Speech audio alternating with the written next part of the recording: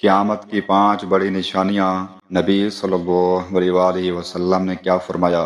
کیا آپ جانتے ہیں کہ نبی کریم صلی اللہ علیہ وسلم نے قیامت سے پہلے ظاہر ہونے والی ایسی بڑی نشانیوں کے بارے میں بتایا ہے جنہیں سن کر انسان کو اپنے ایمان اور اعمال کی فکر کرنی چاہیے۔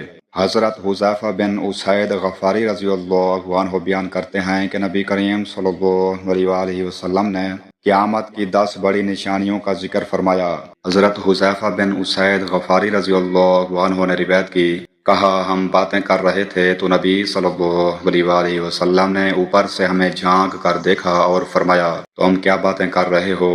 ہم نے عرض کی، ہم قیامت کا ذکر کر رہے ہیں۔ آپ نے فرمایا، قیامت نہیں آئے گی یہاں تک کہ تم اس سے پہلے 10 نشانیاں دیکھ لو گے۔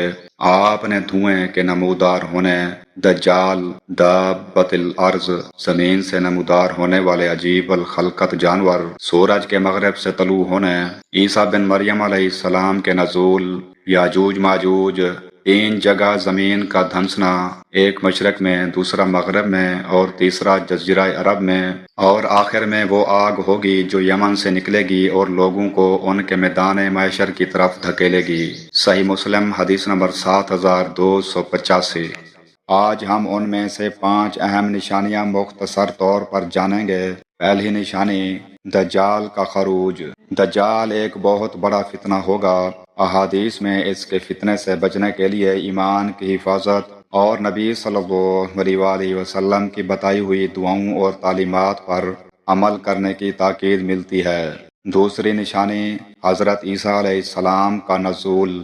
قیامت کی بڑی نشانیوں میں حضرت عیسیٰ علیہ السلام کا آسمان سے نزول بھی شامل ہے۔ وہ دجال کے فتنے کا خاتمہ کریں گے اور اللہ کے حکم سے حق کو غالب کریں گے۔ تیسری نشانی، یاجوج و ماجوج کا خروج۔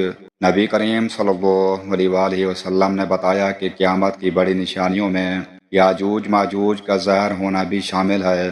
یہ ایک عظیم فتنہ ہوگا جس کا ذکر قرآن کریم میں بھی موجود ہے۔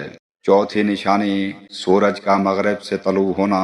یہ انتہائی عظیم نشانی ہوگی۔ احادیث میں آتا ہے کہ جب سورج مغرب سے طلوع ہوگا تو اس وقت ایمان لانا فائدہ نہیں دے گا اگر اس سے پہلے ایمان نہ لایا ہو۔